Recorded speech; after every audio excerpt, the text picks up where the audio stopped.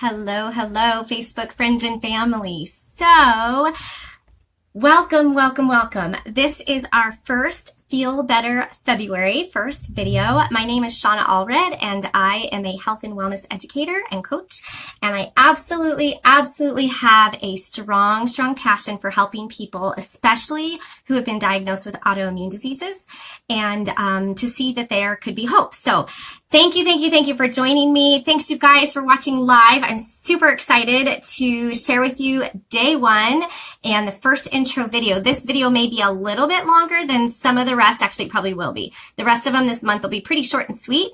And but this one, I'm just going to fill you in on my story in case you haven't met me before in person, and you can hear what's going on with me, but more importantly, how that might relate to you. So welcome. Thanks for watching. If you're watching live, please say hi and give me some love and some hearts and all that good stuff, the likes, and tell me where you're watching from. I'm not seeing any comments yet, so I'm going to play with this just for a second to see, because I don't see it, because I get really sad if I can't see comments, because it's not nearly as fun. So hopefully the comments will start. Oh, yay, I see something happening. So if you're watching live, say hi, tell me where you're watching from. And if you are watching the replay, which most of you will probably be watching the replay, put hashtag replay so that I can touch base with you later on. Thank you again for watching. I'm still not seeing comments. Why is it doing this? Lord help me. It says swipe to reveal comments. Yep. Oh, yay, comments. Yay. Okay, awesome. Thanks, you guys. Hi.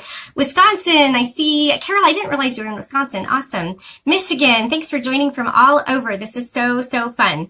Okay, so again, my name is Shauna Allred, and I am not a doctor. I'm not a nurse. I'm not trying to claim anything that will cure you or, cure your diseases or whatever. I am simply a mom of 2 kids, almost 3. In fact, I don't know if you see that string in the background, but that is a balloon string because we are adopting from Africa. So our little girl from Africa will be coming home soon. So I'll be a mom of 3. We homeschool.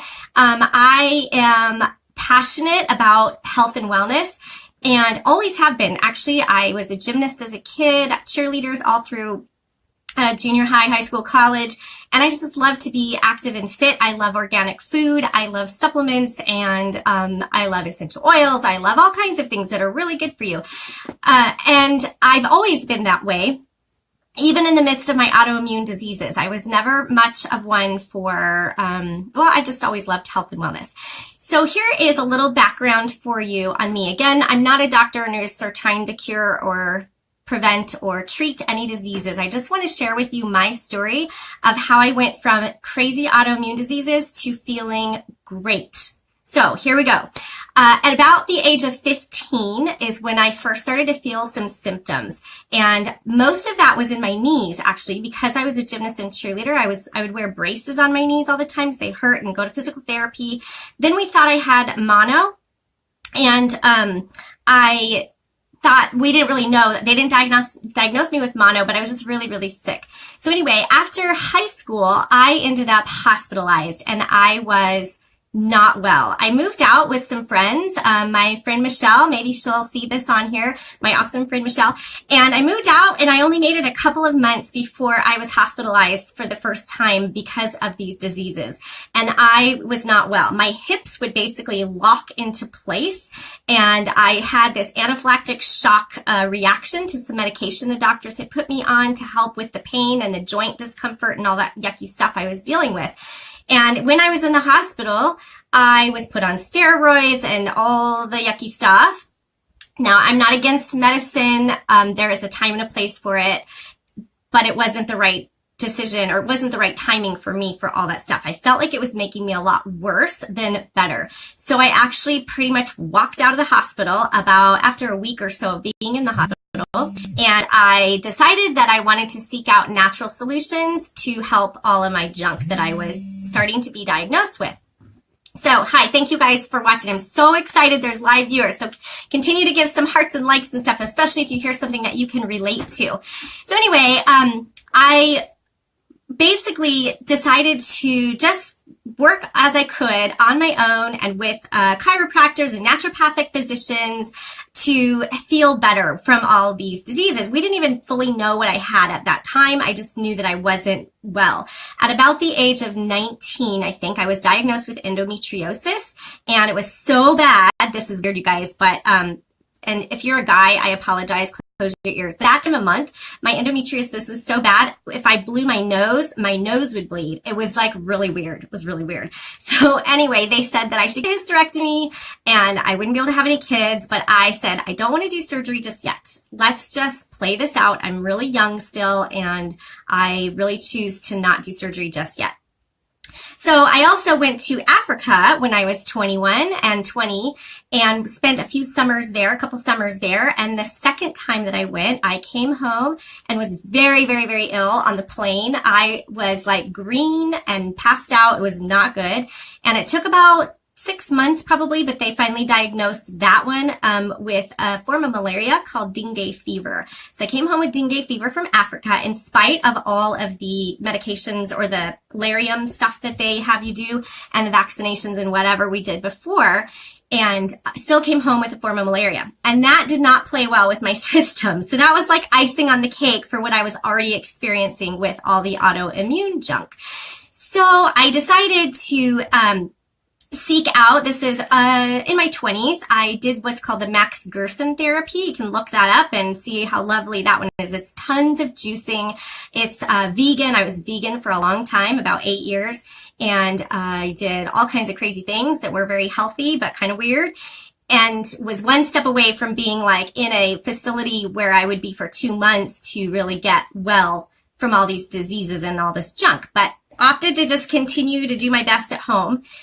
The doctors told me that I wouldn't be able to probably have kids because my system was so shot all the time. And it was like if I was around somebody that had a cold, I would get their cold every single time, and it would last for me for like 3 months. It was just like it would just linger and linger and linger and linger. I just couldn't seem to get over it.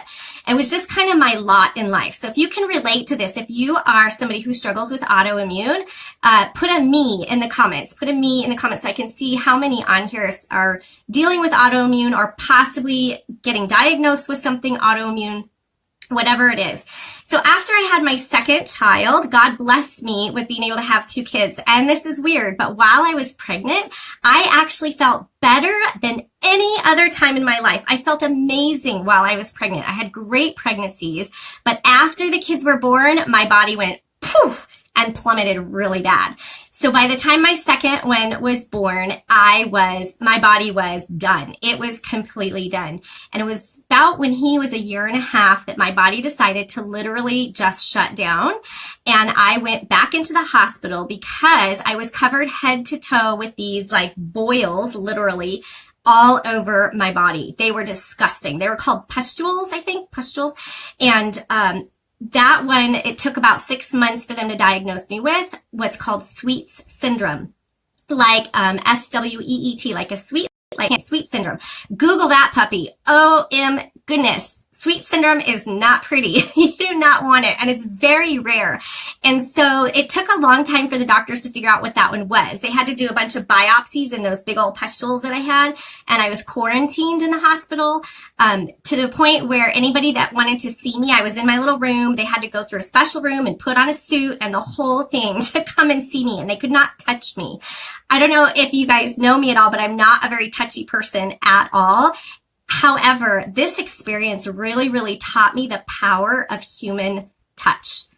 Because when you cannot be physically touched skin to skin with somebody for a week or so, or at least even a day or 2 days, but a week or whatever, that is really hard. And I'm not a touchy person, not at all, but that was really, really emotional for me. And I didn't realize how important it is. So if you have the ability to just love on somebody, and again, I'm not a hugger, but you know what? Sometimes it's good for the soul to give a good old hug, to have that human contact.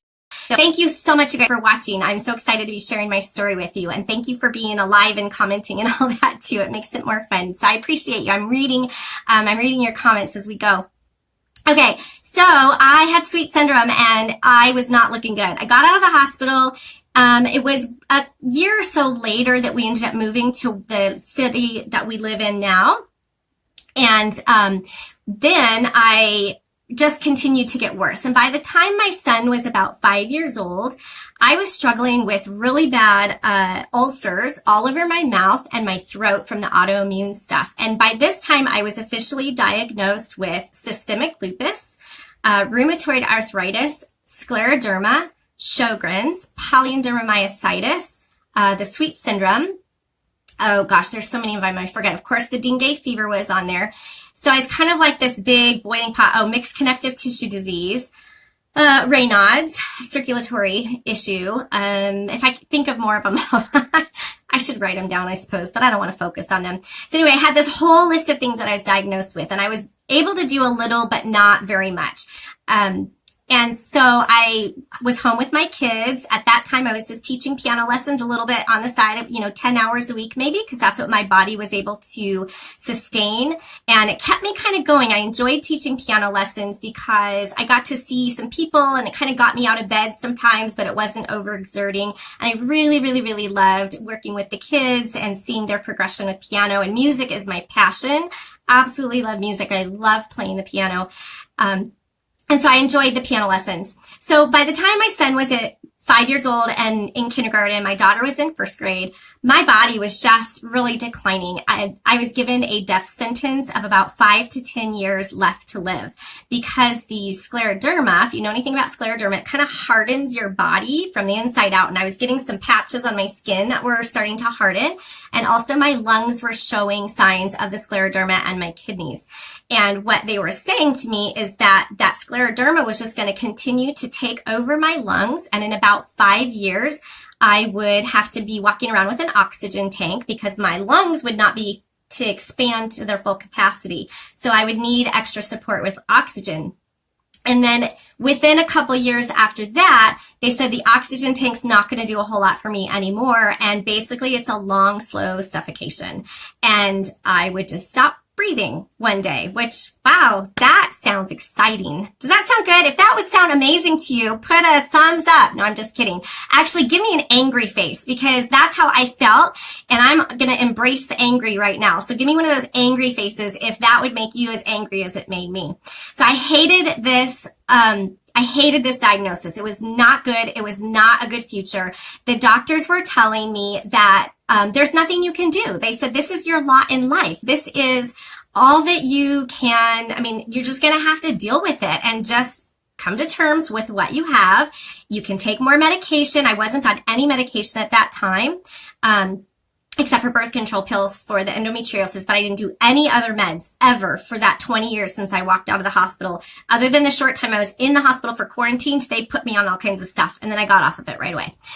So anyway, I decided that I didn't like this diagnosis, and I'm a little firecracker. If you guys know my personality at all, I'm kind of a little firecracker, and I decided I didn't like that diagnosis, and I was not okay with what the doctors were telling me.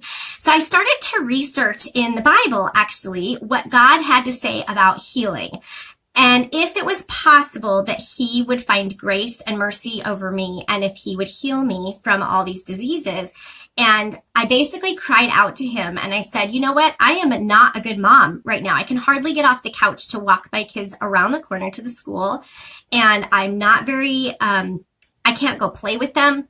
I can't go hiking with them. My bones were hurting so bad. The ulcers in my mouth were just awful. I'd have laryngitis for weeks and weeks at a time. Thank goodness texting was just coming out at that time and I could text people because I couldn't say anything and I'd have to write it down on paper. I just said, God, I'm not any good to anybody right now. So just either take me home or heal me. Like I did not want to live in this place of distress for even if it was 5 more years until I died or 50 more years. I did not want to live in that place. So I basically cried out to God. This was in February of 2012. I don't know if that's why I like to do this Feel Better February thing, but February is significant for me. So I cried out to God and I said, either heal me physically on this earth or just take me home and let my family, figure it out or whatever. Like I did not like that solution. So I studied and studied and studied in the Bible. Was there a place where it said that he would not heal me, or it was not his desire to heal me, or that there was a time limit to miracles, or that was just an Old Testament thing, or those are just things that happen in the Bible but don't happen now. And I could not find anywhere in the Bible that said that God would not choose to heal me if I was willing to do whatever it took. So I just want to ask you guys today, when I get some little interaction, hi you guys, thank you for watching again. I'm so glad that you all are on here. If you can relate to any of my story so far, would you just put in the comments again, me? I just want to see who's out there who can relate to autoimmune stuff or can relate to pain, or if you have somebody that you know and love that is dealing with all of this stuff, I would love for you to just comment yes. Comment me if it's you, or if you have somebody in your family or friends that is dealing with autoimmune, put yes. Here's what happens a lot with autoimmune stuff is we look totally normal and healthy on the outside. I mean, I didn't really change look-wise. I don't have like this grandiose before and after picture of like this like shriveling little sick person to like this, you know, healthy, thriving person. We kind of just look the same. It's just inside is like killing us, literally killing us. So it's hard to relate to autoimmune people to know what their pain is, because on the outside they look fine, but on the inside it's really a struggle. So thank you, you guys, and thank you for putting yes and me. It's good for me to see who all's out there. And so that's my encouragement to you. If you have autoimmune, or if you know people that have autoimmune, it's just to know it really, the struggle is real. Hashtag the struggle is real, right? You can hashtag that right now. Hashtag the struggle is real. It's weird, but it's real. And I would never discount the pain that people feel that have all this stuff. And as we go through Feel Better February also, you can use the strategies and the things that I use, or you can try them out for you, for anxiety, for depression, for, you know, even business. You can use these in your business, the things that they're just basic principles, but I'm going to share with you what I did that worked for me. Again, I'm never going to claim that this is going to totally cure you. That is between you and God and your decisions and whatever. I don't know what your situation is, but I am excited to share with you throughout the month of February what I did from February of 2012 when I cried out to God and said, either take me home or heal me, and what he showed me, the tools, what I call the tools in my toolbox of what he gave to me to get me to where I am today, 6 years later, symptom-free of almost every disease that I had, feeling great. I am not on any medications at all.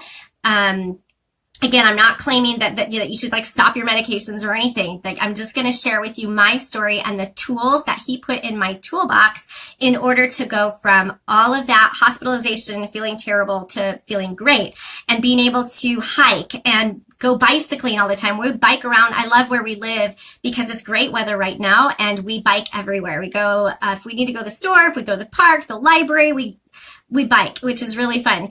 I went cliff jumping this summer with my friend Jessica because she's a rock star. That was so fun. I couldn't have done that because we were jet skiing across the lake, and then we jumped off a cliff. And those are things I had to climb up the mountain. I couldn't have done that if I were still struggling with my autoimmune junk. So grateful that God chose to heal me and that I chose to listen. I'm excited for this month, and I pray that you guys will relate to my story, but also maybe share this story as we go along to help you. The first and foremost thing that I'd like you to consider for today, because this is just kind of an introduction so you could see what I dealt with, and if there's somebody you know that can relate to this, that you would be willing to share it or tag them in this and share with them the hope that there really is. I was given a death sentence, and right now I should be nearly dead. But it's like every year I'm thriving even more and even more and even more. I feel stronger. I feel healthier. We just did a 5-minute plank challenge in the month of January. Woo woo! If you did the plank challenge with us, put hashtag plank in the comments, because we had so much fun. And then this month we're doing a gut and butt challenge, which is really fun too. And I'm loving that I have the energy to be able to do this again. And I'm going to share with you all those tools in my toolbox, or at least most of them that I can remember, to help me go from being in total pain to having a purpose. And my purpose is to share this hope with you guys, to share the hope that we don't usually hear from our society. We don't hear it from our communities, that if you are diagnosed with autoimmune, they just tell you this is your lot in life. I'm here to let you know this is my lot in life, and this is what God has done for me. And my purpose is to help other people at least see a little bit of that. So the first thing that I'd like to just have you consider if you are struggling with this personally, or you know somebody that is struggling with this, is overnight tonight, think and pray about what this means for you in your healing journey and your health journey. And if this is something that you feel could actually happen for you. I know that often we look at the grass is greener on the other side. We feel like it's not going to be for me. That's only for you because you're stronger or whatever. But I'm here to encourage you that if you're listening to this message, there's a reason. There is a reason. If you have been brought to this video, to this message, then I really encourage you to listen carefully and to consider that maybe, just maybe, there is hope for you or your loved ones as well, that this can get better.